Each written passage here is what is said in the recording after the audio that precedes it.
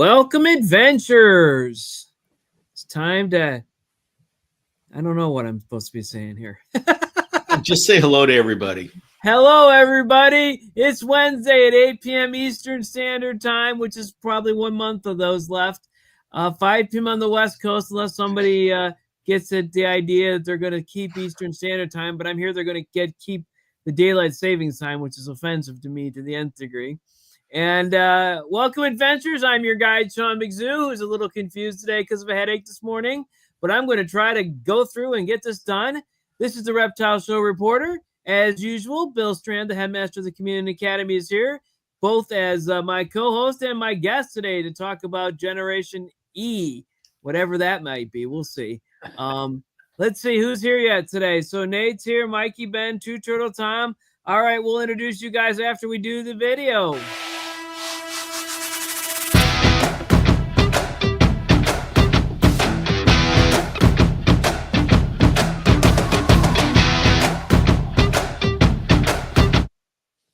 All right, let's get that video out of there. All right, hey, Nate, we're going to put you up there. Let's see, I got to get to the right space. I've kept too many of these things in here. Let's see, this is Nate. Nate, how's that, what crested chameleon doing? Let me know. Let's see, Mikey Ben. I don't think I have Mikey Ben and the Canadians anymore in this pile, but I'll put him in there. And interesting that he uses the old adventurers. Two Turtle Tom, there we go, with his daughter. Oh, good golly, his daughter Paige. There we go. Okay. You think I put some of that on there so I didn't have to remember it? All right, let's see what else we got going on. We've got Mikey Ben, Nate. And Paige is up there still, so I got to get over here and get into the media assets and take that off there. All right. Let's see, anybody else here yet? Nobody who's claiming. Oh, Stephanie Payne. This is Stephanie Payne, the other Stephanie Payne. This isn't Kiki Payne. This is that Stephanie Payne. So we call her number 2, but because we knew the first one first. But all right. Let's see, she's always here, though, so we should probably make her number 1. But okay, there we go. All right, Stephanie Payne, there you go.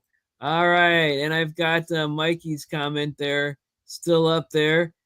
You think I would be able to figure out how to run this nowadays, but no, there's just a clueless kind of thing. I've had a headache since this morning. I didn't want to cancel on everybody because I had this important thing to talk about. Generation E. Bill, what is that? Well, wait a minute. Before we do that, I forgot. We need to talk. Are there any announcements? There are no official announcements that I have. Okay.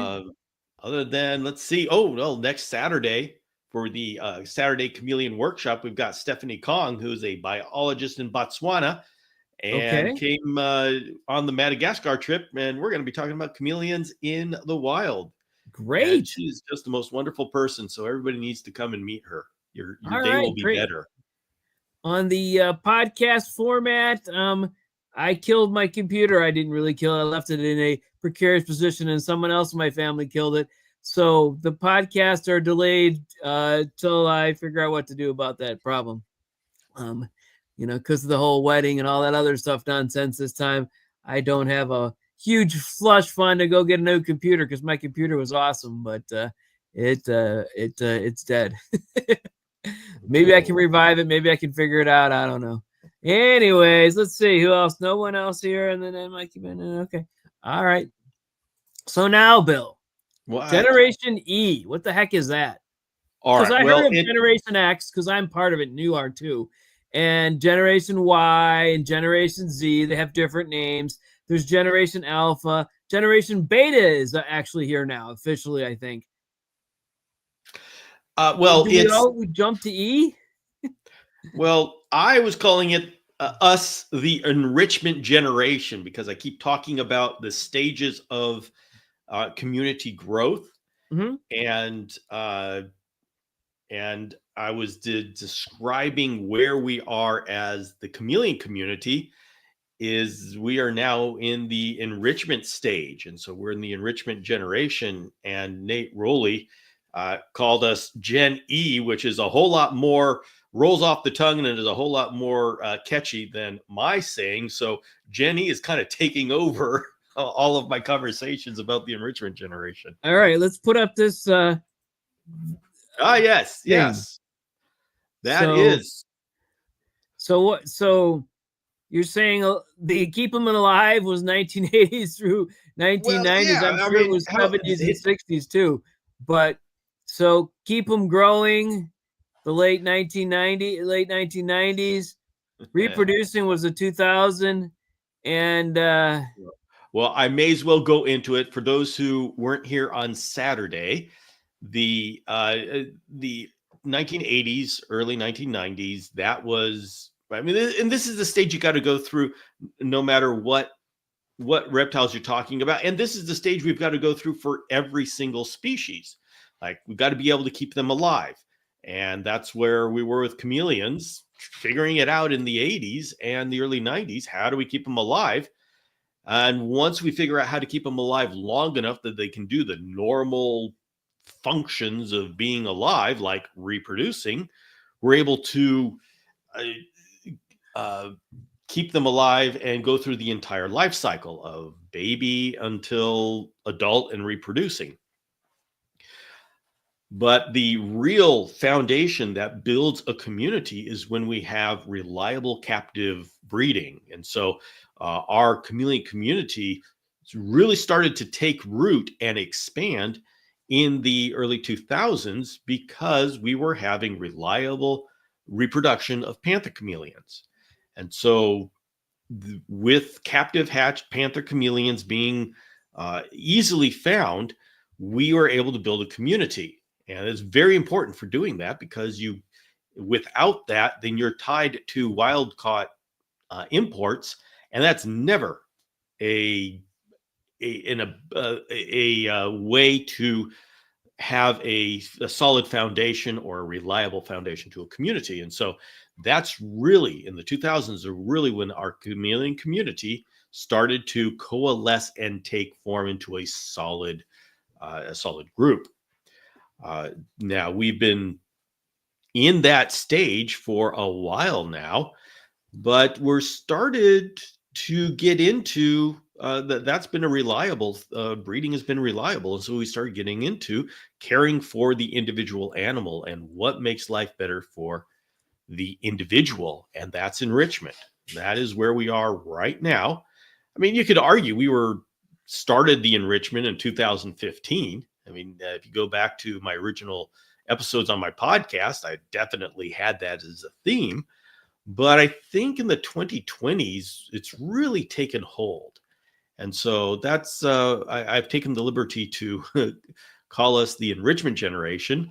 It doesn't matter how old you are or how long you've been keeping chameleons. If you are keeping chameleons right now, you are part of the enrichment generation, or Gen E, as it's now being called. And that is where we are. And it's up to us to explore what that means and how our care for our chameleons can be better. All right, Bill. I'm looking at this graphic, and there's like a space missing between 2000 and 2020. What was that for? Is that something you were just thinking about, or just an unfortunate event? Sorry, I had to cough there, or sneeze. Mm-hmm. I left a space there because we went a long ways in the reproduction. You notice that the 2010s are not there. Mm-hmm. We've stayed in the reproduction stage for quite a while.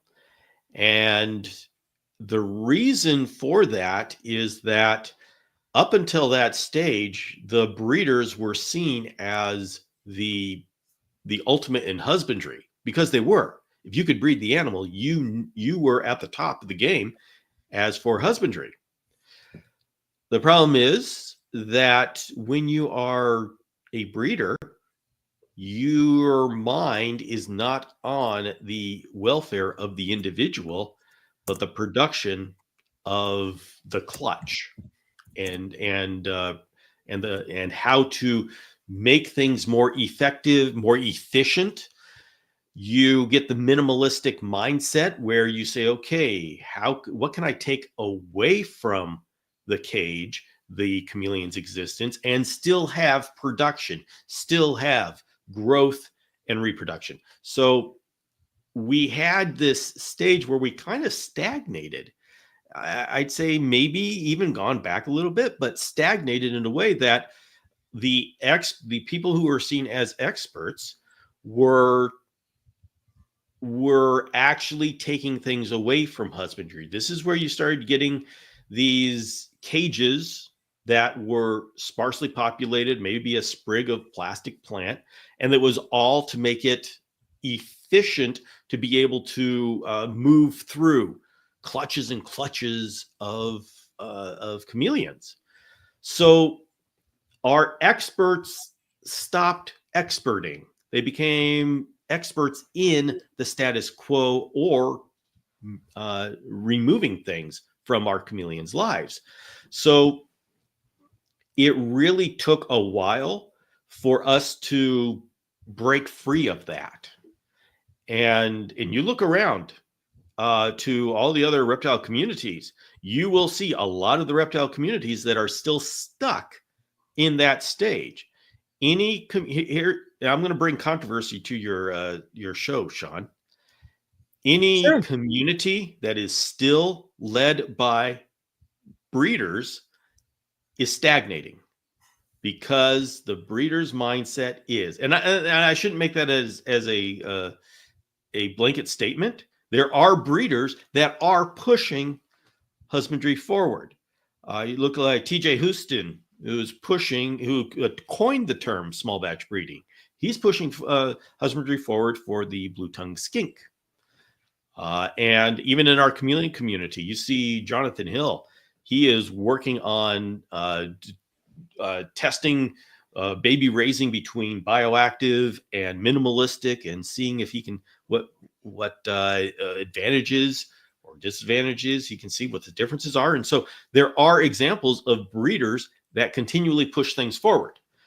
But generally speaking, breeders tend to like to stagnate and level out. They want to increase production, and anything that complicates husbandry is something that they resist. And we can see this.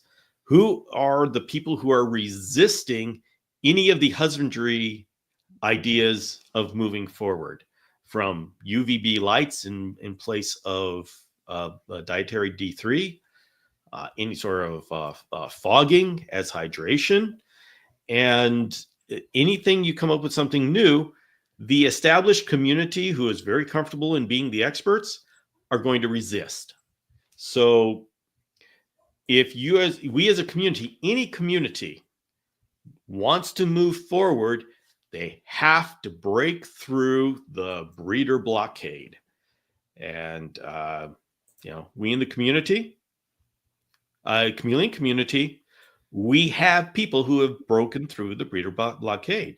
And I will say one reason why I could have done it, I was able to do it, is because I was a breeder myself. So, and I've been here longer than most of the breeders, almost all the breeders. So I've got enough clout to where I can move forward, and I can stand up to anybody who wants to say, no, we don't need to individually raise. Well, yeah, you do. And I can explain why.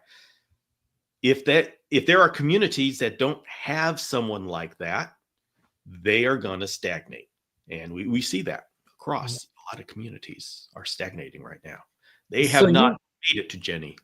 So you really think that's a controversy, worthy of a controversy kind of thing on this show? I don't know. That's I don't know, Sean. You're always so, man. Hey, let's be cool. Let's be cool, everybody. Love, peace.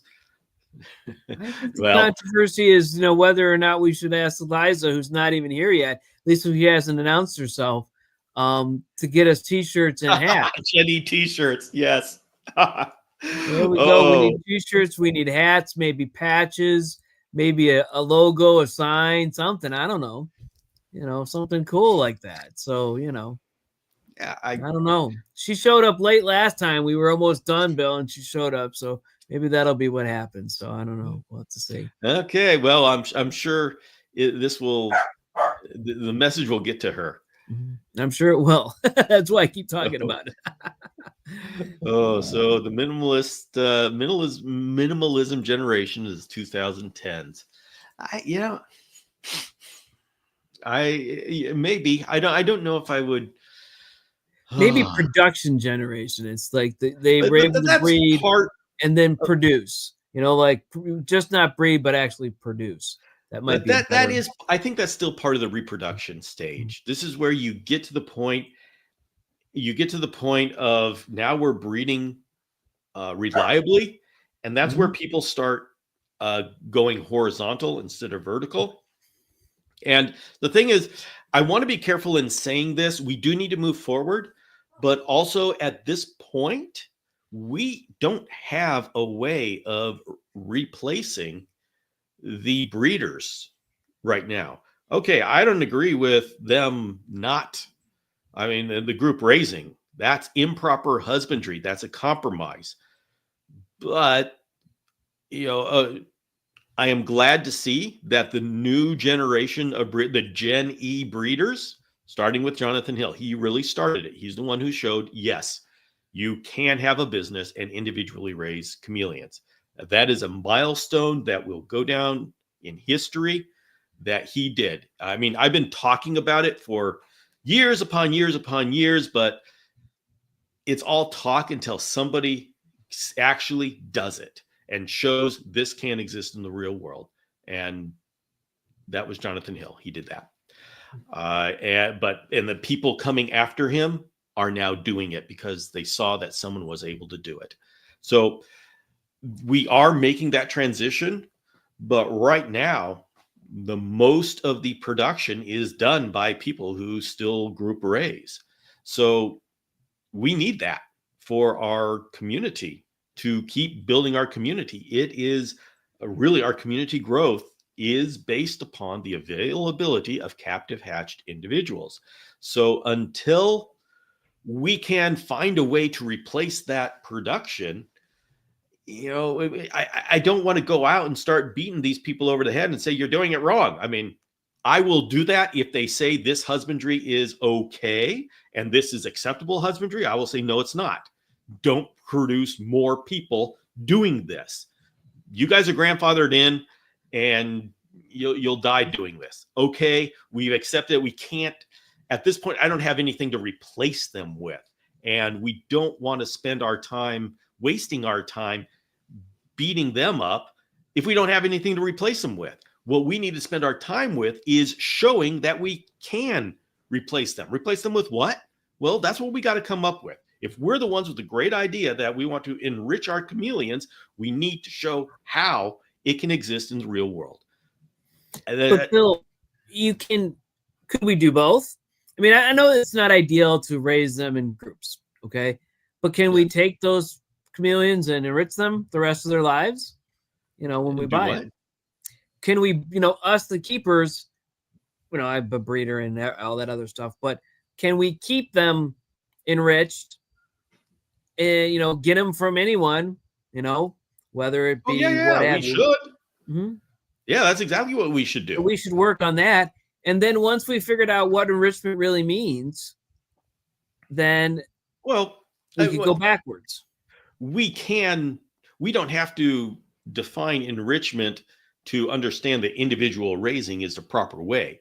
I mean, that's like we've got to keep them properly before we get to enrichment. So that's from a community standpoint. For individuals like the people listening here, you and me, yeah, no matter what chameleon we get, it doesn't matter what their past was. We are going to work on treating them with like they are special. Now, it's not that we're so far behind with adults. Yes, we're starting to give them a better environment, better cages, more naturalistic, bioactive, all this kind of stuff. And that's a lot of fun. The real progress is going to be made on how babies are taken care of. And that is a particular interest of mine. And starting next week, Friday, assuming I get everything done that I want to get done, I'm going to start a series on caring for hatchlings with the idea of enrichment, with the idea of small batch breeding, with the idea that you are specifically choosing to only raise 3 of them, 6 of them, not 30 of them.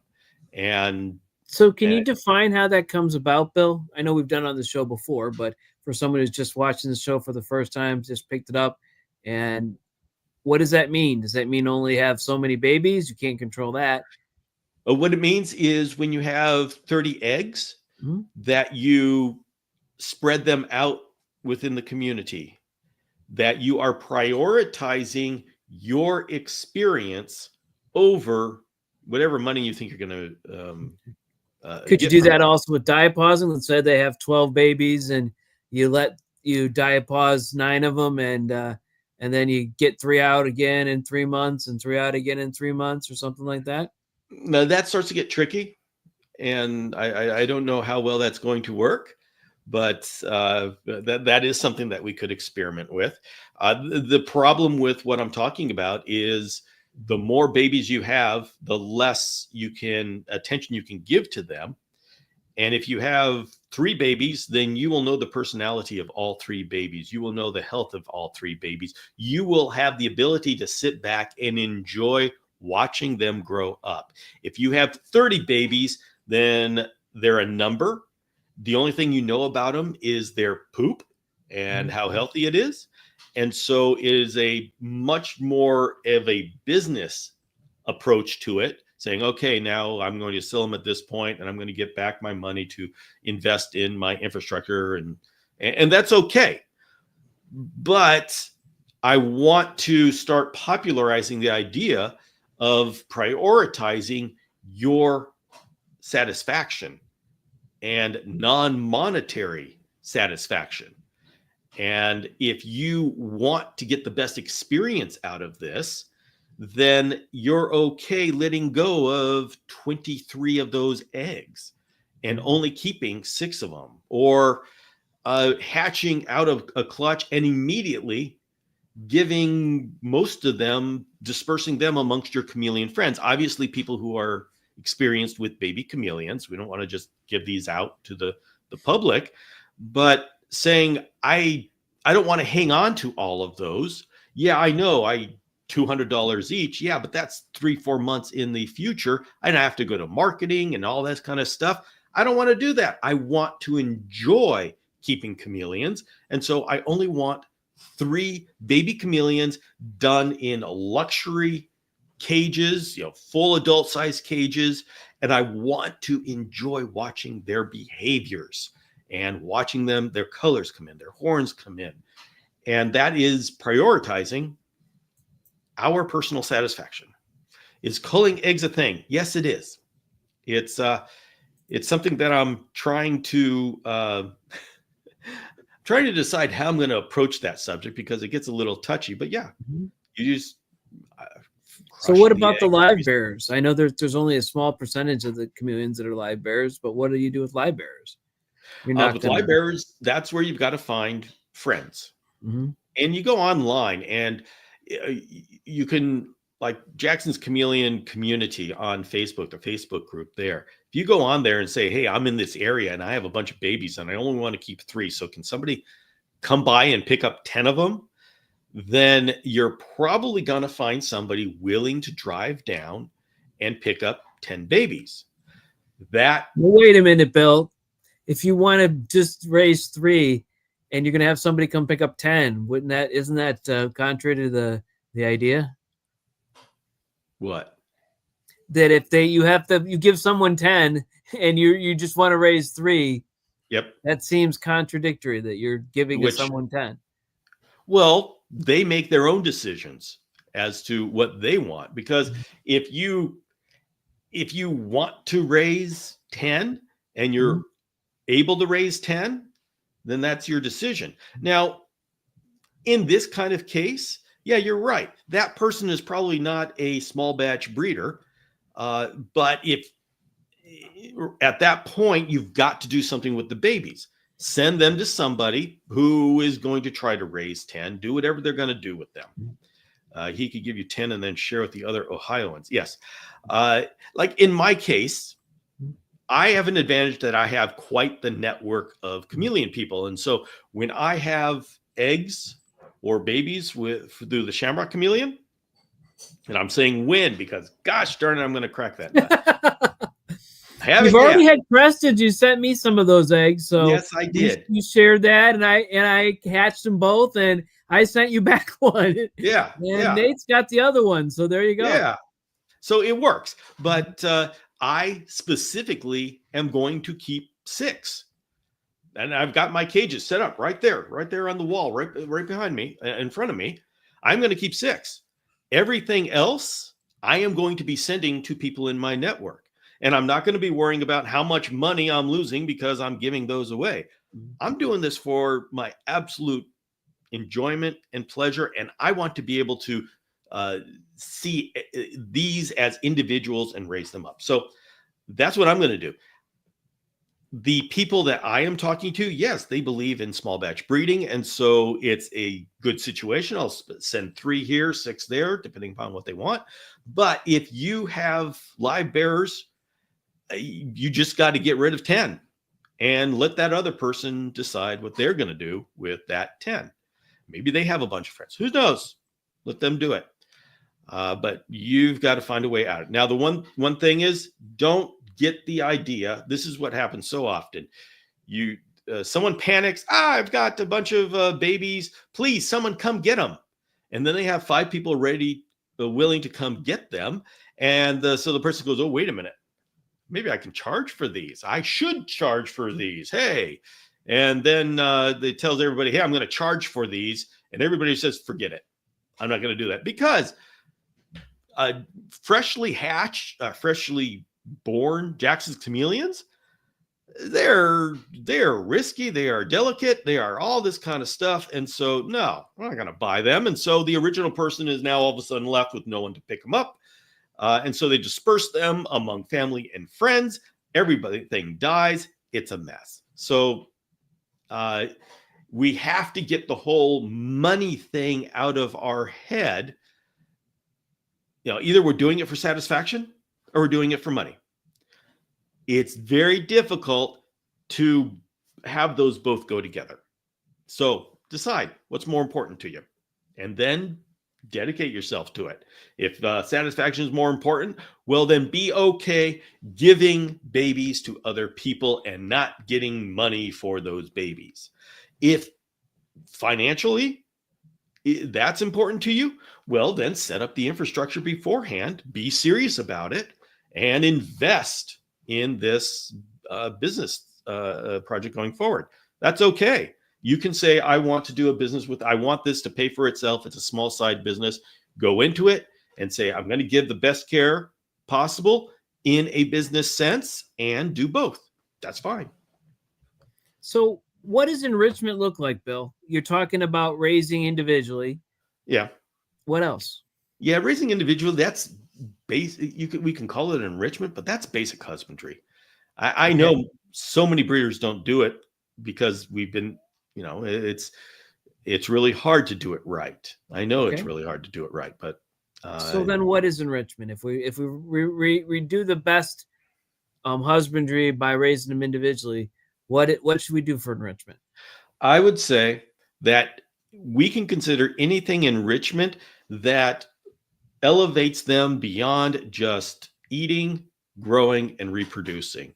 And so things that would be mentally enriching would be plants, would be flying insects, something to get their brain moving. Perhaps would be moving them. Well, let's see. Enrichment equals outdoor keeping. I would say that. Put them not in Ohio right now, Bill. It's really not in Ohio.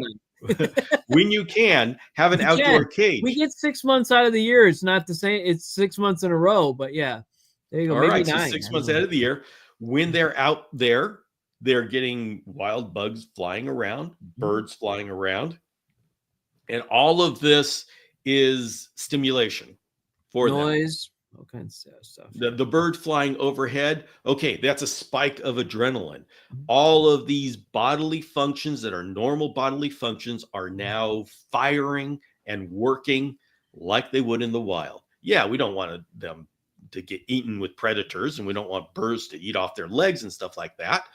But a little bit of a shot of adrenaline, that's part of life. That's not damaging to them. That's probably healthy. So should I get lemurs, Bill? Yes, you should. I don't know that they're even allowed to be sighted, but yes, you should. Okay, I should get lemurs, but I don't know if CITES will care. But I don't know. I don't know. You're in Ohio. You can have a lot of stuff. I think you should look. I should look. Just so they make enough noise. But I need to know, what kind of lemurs you'd have. But I don't actually have. I do have. I have half of my chameleons are panthers. So yeah, USDA permit. Always the knowledgeable one there, Bill. You see? Oh, wait a minute. Two turtle Tom. However, some monkeys are permitted, including marmosets, capuchins, lemurs, and squirrel monkeys. There you go. You are able to have a lemur in Ohio, according to Google. Yeah, I was told by my old college professor that monkeys were not a great idea because he had one that was like a child, but it could climb and do all kinds of terrible things. Well, that's why I'm glad that you'd be getting the lemur and not me. I'm going to send the lemur over to James Cross because he's a lemur expert. He's a lemur whisperer. I don't know that they really listen, but he whispers at them. But they didn't seem to listen. No. He's not the lemur. He got dominated by lemurs. I was gonna say something different, Bill, but I don't think we want to keep this a family show. He was the lemur. He got given the business. Yeah. Yes. Mm-hmm. I tell you. So, but let's see. Okay, you need a USDA permit, but Two Turtle Tom says it's possible. Yep. So there we go. All right. Well, you're lucky. I don't get to have lemurs. Well, I guess my panthers could use lemurs. So, but the other ones that I have, I don't know what could be the pets. I have to look that up, figure that out. So we are trying to figure out what enrichment means. I mean, the basic thing is a richly planted cage, some different feeders. Variety in feeders, variety in the cage. And the thing is, we're going to have to figure this out because it's hard to gauge pleasure in a chameleon. Like Cascaded did for all his basilics and what have you. He would have the lights come on in different orders, in different times. He would have things flying around, like, and the sun rising and setting. He had all kinds of great stuff. Yeah. And I'm sure he's still doing it. He's still around and he's still got a lot of stuff going on. I think he's probably gotten through that entire what do you call it? Not species, is his entire genus or even family there of because I've seen a couple others that he's had on different not Facebook. What is that? It's Instagram. Instagram, yeah, pictures. I'm like, what is a picture? It's picturegram. Picture pages. There you go. That tells you how old I am. So, all right. So this is going to be a community project. We've got to figure this out, and it'll be a fun thing to figure out but I think even if we don't come up with a list of things to do for enrichment, just the fact that we're thinking about it is going to increase the quality of our chameleons' lives, because we're not accepting these small cages, these small sparsely kept cages. We're now slowly, the community is starting to look for and put money behind enriched care that the breeders are giving. So anyone using Luminized by Arcadia, Gimmick, or Valuable Enrichment. Nate has them on all this, but he didn't say anything about how they're working. Are they working, Nate? Have you noticed So anything different? everybody, those lumini's are lights and UVB that can be programmed to ramp up and then ramp down. I like the idea. I don't think that it's going to have, I mean, some of the ads for them start talking about, oh, I've had better breeding than ever. And I'd really like to see that actually happen before I mean, it's a good step up in husbandry, but I am I am hesitant to think that it's going to totally revolutionize our experience. Okay, I'm confused by this comment. They work great. They lose time. Beautiful. What does that mean? That they don't stay on target, or that the timers don't work as well? I bet you that that's an autocorrect. Yeah, there we go. Here we go. Here's the answer. Oh, they lose time is they fall back a couple of minutes a month if you don't resync them. Wow, they fall back, which is good. I like going to standard time. I don't want to spring forward permanently, Bill. That's what they're talking about now in DC. Not the only thing I'm sure they're talking about, but they're talking about a whole bunch of stuff out there. But springing forward permanently would be their choice, and I don't think that's a good plan. But anyways, I'm going to still be on that. If they have to spring forward permanently, Bill, it's going to be 12 months out of the year. I'm going to complain about daylight savings time. You won't. You know what? I won't get used to it. I do wish they would not go back and forth, because when they go back and forth, especially when they spring forward, a lot of people have a lot of problems. There's a lot more heart attacks. There's a lot more strokes. There's a lot more car accidents. They fill the emergency rooms up because you get an hour less of sleep, and that makes a tremendous difference. Sleeping is extremely important. Wow. Yes, absolutely. That they've been proven over and over again. That less hour of sleep, and it doesn't reset itself enough with the extra hour that you get. It doesn't. It doesn't even out. So there you go. All right. Go get the book, Why We Sleep. It'll tell you all about it. It's a huge book. It tells you a whole bunch of stuff. Okay. I don't know that everybody needs to hear this, but I have been going to bed at 8 o'clock and being asleep by 9 o'clock, and my life has become so much better. I think I mentioned that a few months ago, Bill, but okay. You've been on my butt for probably a year and a half now.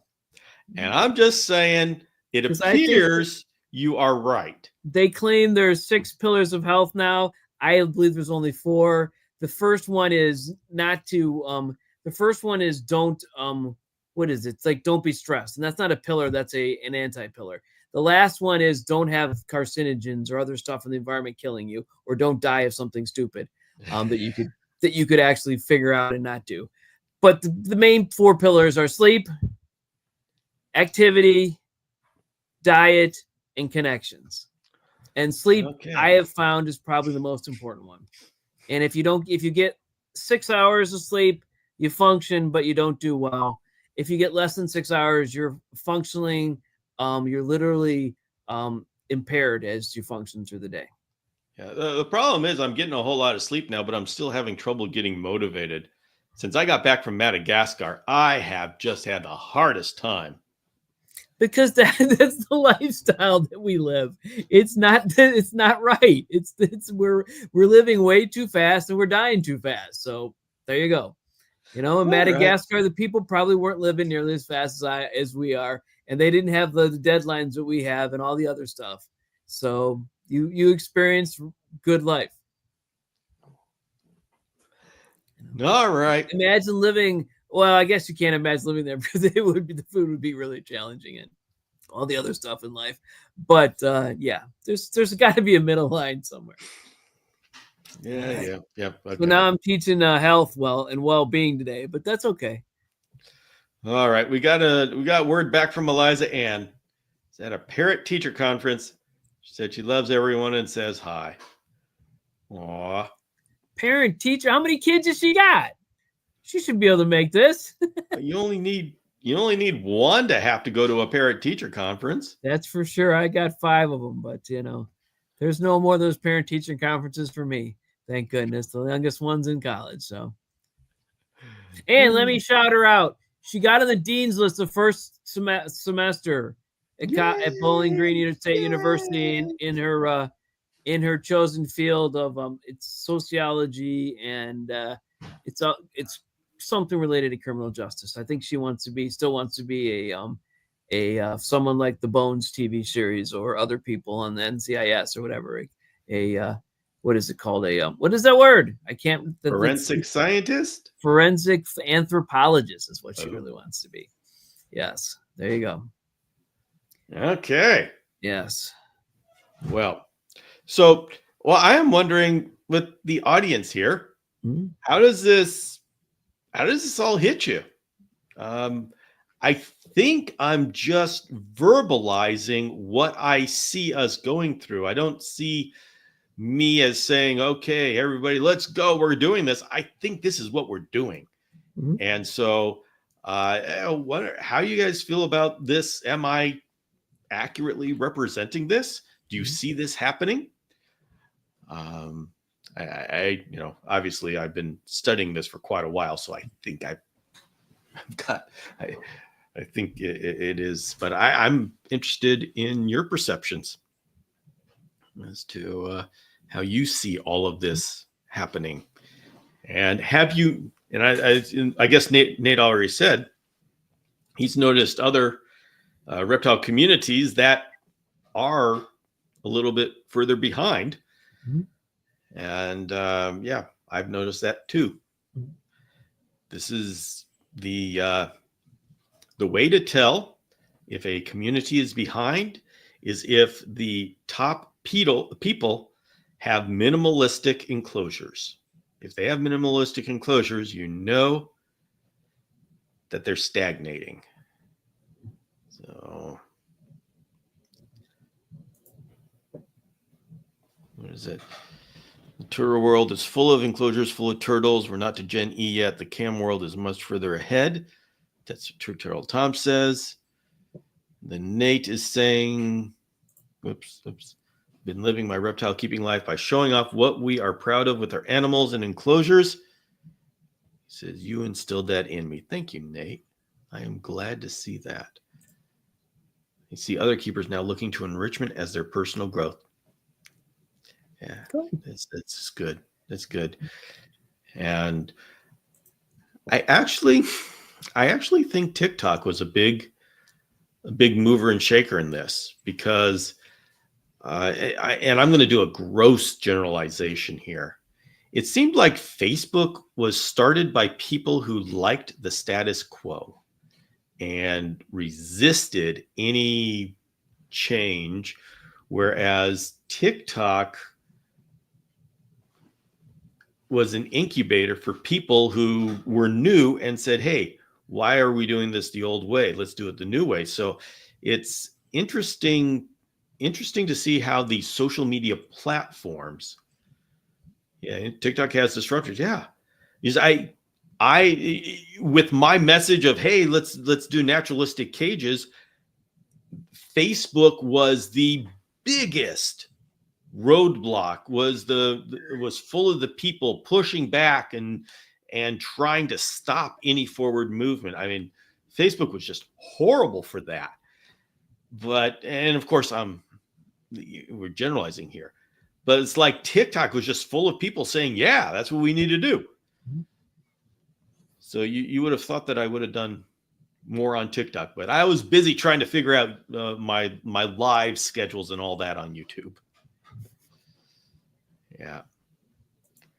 All right, Bill, I think it's time to call this a close today. Thank you for being the guest as well as the co-host today. And we appreciate it. We've learned a lot, and we're going to continue to move forward. I know that you've pulled me along on my journey. I've, I used to be kind of a Pokemon type reptile owner. You got to get them all. And now, I've at least gotten a little bit more reasonable and moving towards that direction. So thank you very much, everyone, for being here. We'll see you next week. Next week, we're going to have James Cross come on and tell us if he's well. He's been sick since he got back from Madagascar, but he's going to tell us his version of his experience from Madagascar. It's the first time he's gone, and he's happy to be here. So we look forward to that next week. All right. Sounds good. Bye, everybody.